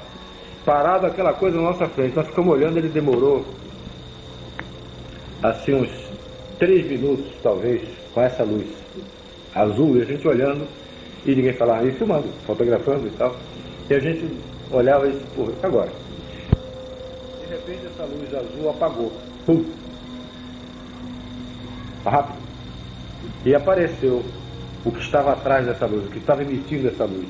O objeto que... Era essa bola de futebol americana que estava em pé na nossa frente. Uma bola de futebol de 100 metros de altura. Tá parada na nossa frente. Não vi janela nenhuma. Era um objeto diferente, então. Devia ser o mesmo, mas devia estar com o interior apagado, alguma coisa assim. Não dá para... Eu não te digo que vi janela. Tá? Vi aquela bola de futebol, aquela coisa na nossa frente. ficou mais algum tempo e de repente ela ficou com medo de agora. Todo mundo ficou com medo de agora. Se esse cara vem e carrega a gente, como é que fica? Ninguém sabia o que ia daí para frente, o que ia acontecer. Coronel, o senhor está falando que esse tipo de ocorrência que o senhor está me descrevendo, que acontece na Amazônia, não é uma coisa comum em muitos lugares do mundo. Não. Não é. Isso é uma coisa extraordinária. Dentro da ufologia, são depoimentos, primeiro, absolutamente qualificados, que foram feitos por várias testemunhas, o objeto é visto por várias testemunhas, todas elas qualificadas, dentro de uma função militar que é justamente ligada a isso. Agora, o que na sua opinião é o objetivo dessas naves? O que na sua opinião essas naves insistiam tanto em aparecer no Nordeste, na Amazônia? Enfim, o que passava pela sua cabeça? O que era isso? Vou te responder uma conclusão minha, pessoal. Essa conclusão eu expus a alguns amigos sérios, que ufologia eu trato com muita seriedade. Passei a me interessar muito mais depois que a aeronáutica parou, eu continuei interessado no assunto. E para mim é um assunto muito sério. Eu descarto muita coisa de avistamento que eu não vi, não tenho certeza. Então passei a estudar com muito mais seriedade isso. E fui procurar entender, eu já tinha visto. Agora eu queria entender. Eu queria tirar conclusões daquilo. Tá? Conclusões que eu não podia colocar no relatório. Porque eram conclusões minhas de estudar, de procurar entender, que não cabia no relatório. Tá? Eu fui oficial, como eu te disse, eu fui oficial de operações de selva. Tá? Por isso que vem a minha conclusão. Eu fui oficial de operações de selva. E tive muito contato com tribos de índios. E a gente tinha muito cuidado, tinha muita preocupação de não transmitir para os índios alguma doença que tivesse contida em nós, controlada por anticorpos nossos, que eles não tinham, e você pudesse passar para ele uma gripe, um sarampo, uma difteria, alguma coisa dessa natureza, uma tuberculose, porque nós temos esse... É uma tragédia isso. Nós temos isso dentro do nosso corpo, mas controlado. Nós temos... essas coisas existem no nosso organismo, mas o nosso organismo tem defesa, e eles não tinham. E eu tinha muita preocupação de que, involuntariamente, mas mesmo cumprindo a missão, eu tivesse transmitido isso para os índios. Felizmente nunca houve um caso desse, eu não me lembro de ter involuntariamente danificado algum índio dessa forma. Essa era uma preocupação minha, E eu fui concluir uma outra coisa com respeito a o porquê que eles estão fazendo isso. Se eu fosse eles, eu me coloquei no lugar deles. E eu precisasse de um aparecimento aberto, franco, direto. O que eu teria que fazer? Eu teria que me proteger. Eu como eles, teria que me proteger. Me proteger como? Sabendo o que você, Jevaé, você, Petit, você porta dentro do seu organismo que possam danificar o meu. Entende? Eu só podia fazer essa defesa minha se eu tivesse uma amostra do seu sangue, uma amostra do seu tecido. E não foi difícil eu imaginar que eles estivessem fazendo nessas coisas que viraram até como chacota, viraram chupa-chupa, que eles estivessem fazendo coleta de material. Que eles estivessem coletando sangue para ver o que estava contido naquele sangue que pudesse danificá-los num contato necessário futuro. Certo? Então, e não só o sangue, como também material, células. Eu não sei o que essa luz com alta energia, o que ela podia fazer, se ela podia transportar esse material também. Partículas do corpo, pedaços do corpo, tá? Que pudesse ser mais tarde analisado por eles. Ou talvez até hoje está em moda esse negócio de clonagem. Uma partícula que tivesse DNA que eles pudessem fazer uma repetição.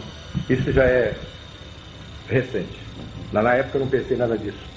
Tá? Mas pensei que eles estivessem coletando material para se defender, num contato que tivesse necessidade de fazer um contato próximo e que pudesse ser danificado por alguma doença. A população da região ribeirinha, toda aquilo, imaginava como uma agressão. sim, a intervenção claro. deles, né? Claro, eles se imaginavam como se você estivesse sendo atacado por algum ser maldoso, assim, tipo um vampiro, um morcego, uma coisa dessa, Eles que tivesse pensavam em para coisas do danificar. mundo? Não, pensavam que eram eram coisas que vinham de fora, de outro planeta, e já estão vendo, eles viram formas, viram luz, eles viram formas antes de mim. Eles viram as naves antes de mim, eu passei muito tempo para ver. A população ribeirinha dessas regiões chegou a se armar para se defender desse tipo de fenômeno? Eles usavam foguete, andavam armados, eles andavam com arma, essas espingardas de cartucho, espingarda de caça, eles usavam sim, atiravam até. Vocês documentaram isso através da Operação Prato? Foi relatado isso. Eles andavam armados, alguns até atiravam, e outros diziam, não faça isso, porque o próprio padre dizia, não há finalidade nisso aí. Você nunca vai fazer nada. Esse que tentou, apontou uma arma, ficou uma semana, 15 dias, dormente, imobilizado na rede. Coronel, essa experiência que o senhor acabou de descrever, teve alguma influência, alguma alteração na sua vida, na sua forma de pensar o mundo? Isso já foi no finalzinho da Operação Prato? Da aeronáutica foi. Até onde a aeronáutica mandou interromper, logo depois, não demorou muito, logo depois ela foi interrompida. Esse relato foi passado ao meu comandante e foi dito como foi a coisa. Depois o filme foi revelado e foi visto no auditório, sim, no auditório do QG. Vários oficiais viram.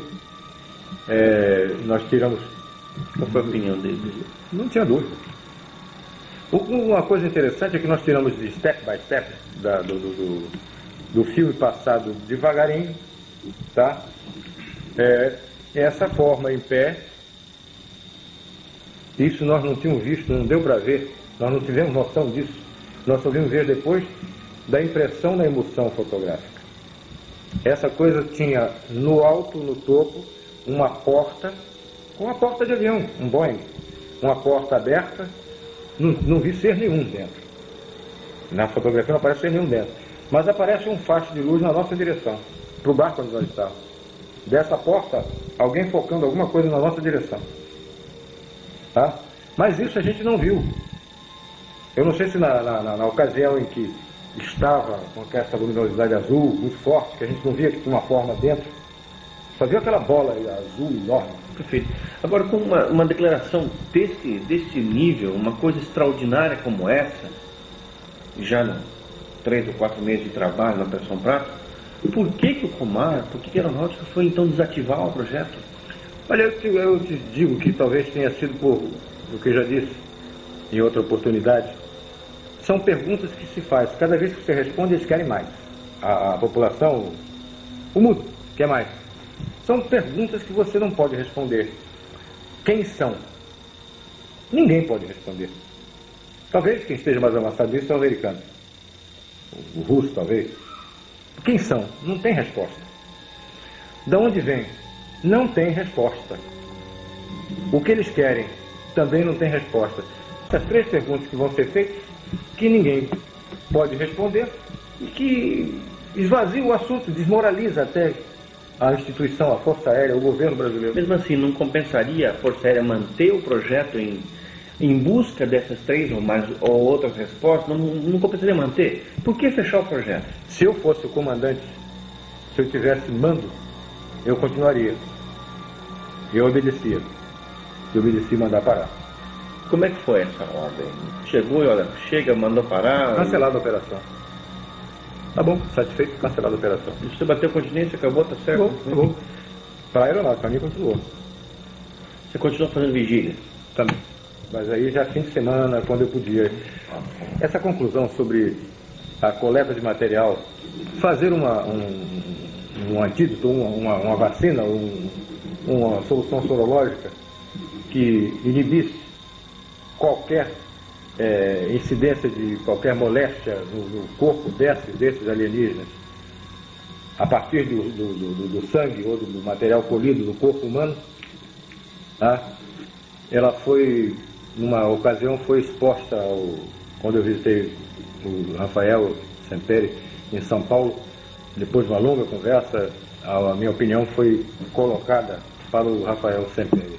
E o Rafael me disse, olha, essa foi a explicação mais lógica que eu ouvi a respeito desse chupa-chupa. Concordo. Tá? Eu concordo. Porque o que eu ouvi era agressão. E não me parece agressão. Eu disse, não foi agressão de forma nenhuma. Foi pesquisa. Para mim foi pesquisa, foi coleta de material. Agora, coronel, o senhor... Foi a mesma posição que foi colocada para o Jacques Vallée, e ele agradeceu e disse, olha, foi a explicação mais lógica que eu entendi, do que eu ouvi até agora. Agora, depois que a operação foi encerrada, o material permaneceu em Brasília. O material que vocês coletaram deve ter sido muita coisa. Não, a operação permaneceu em Belém. Permaneceu em Belém. Várias vezes eu tentei escrever um relatório final. Porque o relatório era parcelado, caso a caso, tá? Uhum. Por exemplo, uma noite aconteceu 3 vezes. Então tinha que ser feito um relatório englobando final. isso e um relatório final. Eu várias vezes tentei escrever e o que eu escrevia eu achava que em Brasília iam me chamar de louco. O que eu ia escrever é o que eu vi. Quem ia ler não estava lá, não viu, ia me chamar de louco. Essa bola, esse troço todo, essas coisas todas, eu achei que eles iam me chamar de louco. Agora, mesmo depois do encerramento da Operação Prato, você continuou pesquisando, investigando, fazendo suas vigílias, como é que foi isso? Aí teve alguma outra experiência interessante? Teve.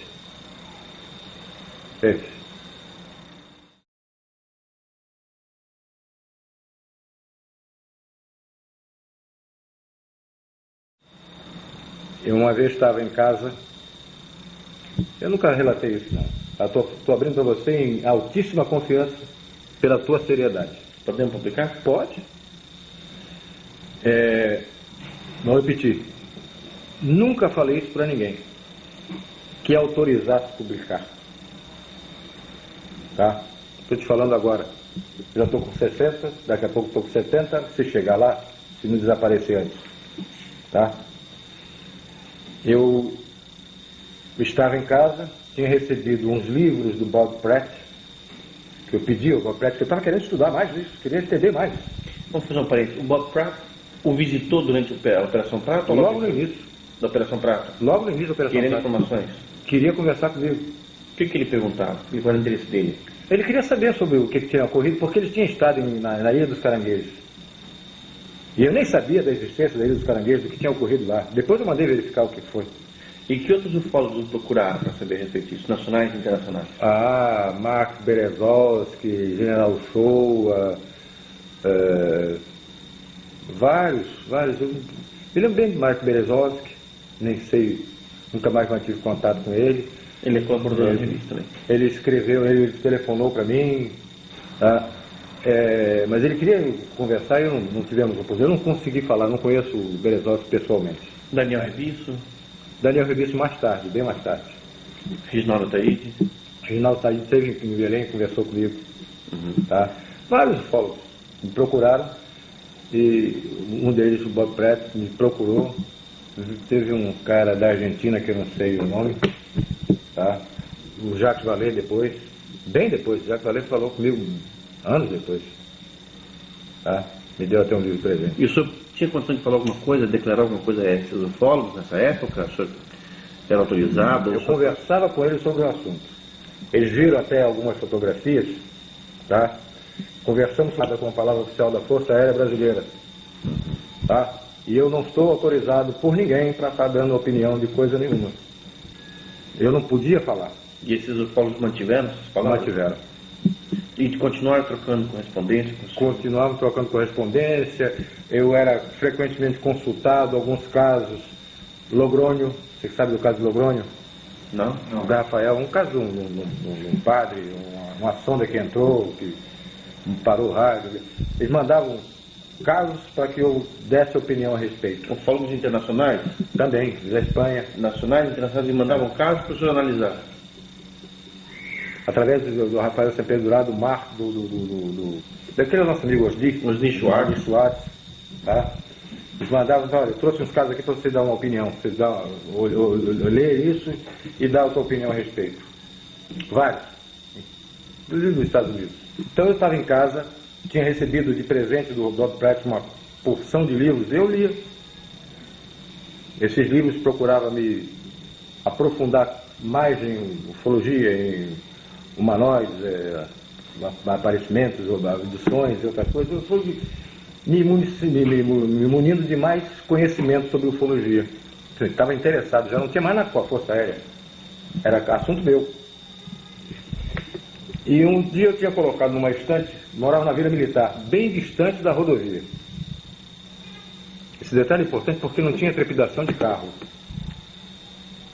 Era uma Vila Militar, passasse era um automóvel, um carro de passeio. Tá? E os livros estavam colocados, empilhados, um em cima do outro, na minha estante. Eu estava deitado e não estava lendo ufologia. Nesse dia eu estava lendo um outro livro, de Rosa Cruz ou maçonaria, eu não me lembro que era, mas um livro que não tinha nada a ver com ufologia. E minha filha, essa que está aqui em casa, ela está aqui, ela era pequenininha, estava lendo uma revistinha de criança, na minha cabeceira. Eu estava deitado na cama lendo, e ela estava sentada na minha cabeceira, no chão, e se deslocaram como se tivesse sido pegados assim a pilha, e se deslocaram coisa e caíram no chão. Inteiros, a pilha inteira, empilhados. Transportados verticalmente, empilhados até o chão. Como se tivesse uma mão embaixo e outra em cima. Isso. Como se você pegasse a pilha assim e fizesse isso, foi até o chão. Quando eles bateram no chão, claro que a pilha desmontou. Mas não caíram os livros, eles vieram empilhados até o chão. Bateram no chão e minha filha se assustou. Não é ela que está aqui. Ela se assustou. Mas, pai, que engraçado. Era até a expressão de criança. Pai, que engraçado. Como é que o livro caiu? Nessa mesma altura do acontecimento, minha mulher estava embaixo, preparando uma madeira das crianças. Eles mamaram até muitos anos. Tá? Ela estava embaixo preparando uma madeira deles. A mesma coisa aconteceu lá embaixo. Só que com uma bandeja onde tinham copos e talheres. A bandeja saiu, minha mulher sozinha lá embaixo. A bandeja saiu voando da pia, voou pela cozinha e caiu. Pum! Não quebrou um copo, mas fez barulho. Eu ouvi aquele barulho de louça caindo e me levantei. Antes disso, eu tinha até brincado. Quando ocorreu, logo caiu essa pilha, foi logo depois que aconteceu esse troço lá embaixo. Até brinquei. Peguei os livros, botei no lugar. Peguei a pilha de livro, botei no lugar, para não assustar minha filha, até brinquei. Disse, vocês estão querendo que eu leia, eu vou pegar um livro aí e vou ler. Abri um livro com uma página qualquer e fui ler. Logo que eu estou abrindo o livro, aconteceu isso lá embaixo, na minha casa. A bandeja saiu voando e caiu. Pelo barulho eu pensei que tivesse machucado alguém, que a minha tivesse cortado, porque tinha barulho de louça batendo. Eu tinha uma escada, era no caso, 2 andares, eu ia descendo quando ela vinha subindo com os olhos arregalados. Aí eu não fico mais lá embaixo, não. Eu disse, o que era? Não sei, saiu a bandeja voando e caiu. A bandeja não tinha por que sair da pia. Perfeito. É onde você coloca prato todo dia, em copos e não sei o que, toda hora. Ela saiu voando e foi parar no meio da pia, da cozinha. Eu disse, pô, não entendi. Juntei a bandeja e botei no lugar. Aí levei um copo d'água com a minha mulher e tal, tudo bem. Logo em seguida, uns 2 ou 3 dias depois, ela já estava dormindo, eu estava deitado. E estava fazendo uma espécie de desligamento. Fazendo uma mentalização. Pô, estava fora, estava bem desligadão. E era em torno de meia-noite, mais ou menos. Eu estava deitado, minha mulher do meu lado, na cama, e eu estava deitado de lado. Estava deitado assim de lado. De repente, no meu quarto, um clarão muito forte, e um estalido, como se você tivesse ocorrido alguma coisa assim naquela caixa que tem os disjuntores, tá? Como se tivesse tido algum problema ali, aquele estalido muito grande, muito forte. E ao mesmo momento em que iluminou o quarto todo. Eu me assustei, já vi o troço esquisito. E imediatamente após isso, tinham cera atrás de mim, me abraçando, até numa situação meio esquisita. O cara me abraçando por trás, eu não gostei muito da história, não. Tá? E tinha um outro na minha cabeceira. Tinha 1,5 m mais ou menos, tipo, vestido com uma roupa parecida com essa roupa de astronauta, essa roupa de mergulho. Volante, neoprene. Então era meio fofo. Não era colado assim, não. Era um troço que, por exemplo, uma pessoa magra parece gorda dentro daquela roupa. Tá? O rosto não vi, mas era cinza chumbo. Tá? Tinha uma máscara como se fosse de mergulho, mas o rosto não dá para se detalhar. Não vi olho, forma de olho, não vi. E eu estava muito assustado. E aquele bicho atrás me abraçando. Me abraçou, me apertou e falou no meu ouvido em português,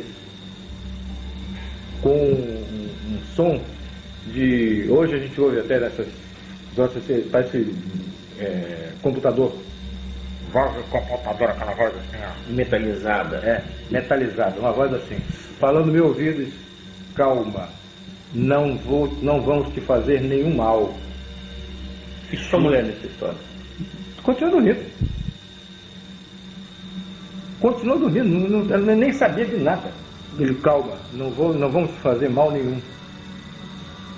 O cara me abraçou, eu olhei que esse baixinho estava aqui na minha cabeceira. Eu estava ao contrário dela. Logo em seguida, o outro estalido e o clarão desapareceram. Eu fiquei muito assustado. Houve alguma situação de perda de tempo? Não me lembro. Não me lembro porque eu fiquei depois raciocinando, pô, será que eu sonhei? Será que eu... que foi um troço esquisito? Mas 2 vezes eu estava, quando eu estou acordado do primeiro estalido, pulo o segundo estalido, e essa troço todo, eu digo, porra, eu não entendi. Eu não me lembro se eu desci para beber água, eu acho que eu desci e fui beber água. Um troço desse qualquer, foi tomar risco, sei lá que porra. Esse tipo de coisa incomodou nos dias seguintes? Não, no dia seguinte. Voltou a acontecer? No dia seguinte, não. No dia seguinte, eu fui pro quartel. Minha mulher sempre fechava o portão da casa, por causa dos cachorros e por causa das crianças. Eu saía com o carro de ré, quando eu saía, ela fechava o portão. Então ela me acompanhava até o carro, eu entrava no carro, me despedia dela, saía com o carro de ré, ela fechava o portão e eu ia embora pro quartel. Eu tinha, nessa época, tem um fato relativo a esse carro de novo, eu tinha um Alfa Romeo azul marinho. Eu fui meter a chave no carro, o carro estava na garagem, meti a chave no carro, na porta do motorista. Quando eu cheguei perto da porta, a porta do outro lado abriu. E minha mulher estava vendo, ela ficou assustada. A porta do outro lado abriu, sozinha. Eu não tinha tocado no carro. Eu estava com a chave, fui chegando perto. Quando eu fui para abrir o carro, a porta do outro lado abriu. Pá! Abriu. E minha mulher ficou olhando, já tinha acontecido esse negócio de noite. Do livro cair, da bandeja sair voando pela cozinha. De manhã a porta do carro abre sozinha. Aí ela ficou assustada. Eu até brinquei. Olhei, companheiro, você não vai andar muito não, a viagem é curta. Daqui pro Quejeiro, minha casa Quejeiro é pertinho. Companheiro, a viagem é curta. Conversando com alguém imaginário. Aí sentei no carro. Aí estiquei a mão para fechar a porta. Quando eu estiquei, a porta fechou sozinha. A minha mulher ficou mais assustada ainda. Que coisa é essa? Pum, fechou. Eu saí, fui pro QG. Nós está hasteando a bandeira, estou batendo continência e o meu braço esquerdo coçava muito. Eu doido para parar a bandeira chegar lá no topo e parar o hino, para eu poder coçar meu braço. Eu não podia tirar a mão da bala. Daí o braço coçando, mas com a mão que eu... Quando parou, eu cocei, eu olhei que estava vermelho, esse lugar aqui. Eu te mostrei isso, não? Não. Estava vermelho nesse lugar. Eu olhei, pô, esquisito. Tinha um ponto vermelho e todo em torno, assim, cor de rosa. E nesse ponto, esse ponto desde essa época direito. De 77 a 8 pontos no mesmo lugar. Tá? Aqui, ó. Aí, pô, passou, eu vivia com esse troço coçando. Eu estava trabalhando, estava fazendo minhas obrigações lá na minha mesa e tal, por isso que eu coçava esse troço. Aí um dia, por mera curiosidade, eu apertei nesse ponto. Aqui. Presta atenção aqui. Quando eu apertei, parece o troço aqui na frente, ó. Olha aqui, ó. Isso aqui, ó. E se eu apertar assim, você vai ver que ele aparece aqui no meio, ó. Passa a mão. Tá vendo? Uhum. Como se tivesse uma coisinha de plástico, um pedacinho de plástico aqui, ó. Igual aqui, ó. Que interessante, né? O senhor já fez algum raio-x, algum tipo de... Já não sai nada. Olha aqui, ó. Olha o ponto aqui. Pega nesse ponto aqui. É. Aqui não, na ponta ali. É, eu tô sentindo uma coisa... Parece uma agulha que ficou lá dentro. Uma bem mole, é um plástico. Um plástico. Uma agulha de plástico que entrou e ficou. É. E não parece ser veia. Não, não é. O senhor aparece a ponta ali, eu vou apertar uma vez aqui, se aparece isso. Muito estranho. Tá? Vamos fazer uma cirurgia para isso aí. Eu não. Já me aconselharam, não. Escuta só. Eu conversei depois com a equipe, ó, isso aqui. Os caras ficaram olhando. Aí o cara falou, eu tenho a mesma coisa na perna esquerda. Eu acho que era esquerda. Uma das coxas. Ele tinha isso numa coxa. O Flávio, esse sub que morreu de derrame. Tá? Ele tinha uma coisa dessa na perna esquerda. Mesmo tipo de coisa? Mesma coisa. E os demais? Não, só nós dois. Só eu e ele. E ele já morreu, hein? Pois é. Não. Mas ele morreu primeiro que eu, mas ele na frente. Depois eu conversei com um amigo meu, médico. Mostrei ele, esquisito. Vamos ao hospital, vamos ver isso aí. Fizeram a regulagem do raio-x para pegar a pele e tal. Não sai nada. Uma vez que eu fui a São Paulo, conversei com o Rafael Semperi lá. O Rafael tinha metade do apartamento dele, é ufologia. Tinha arquivos, tinha máquina. Hoje está pior, eu imagino. É, tá, deve imaginar. Ele chegou e tal, pegou uma bússolazinha, pequenininha que ele tinha. Ele chegou, vou dar uma olhada aqui. Quando ele colocou a bússola em cima, ela vacilou. Por isso que eu sugiro, pode ser uma evidência física sem precedência na coisa. Tá? Ele chegou, colocou, ele fuma cachimbo, né? E ouve muito mal, ele ficou assim, então... Deixa eu ver isso aí. Eu quando mostrei, olha aqui, ó, aparecendo. Uhum. Aí ele chegou, pegou uma bússolazinha pequenininha, parecia uma latinha de pomada. Uhum. Ele botou aqui em cima, a bicha tum, variou.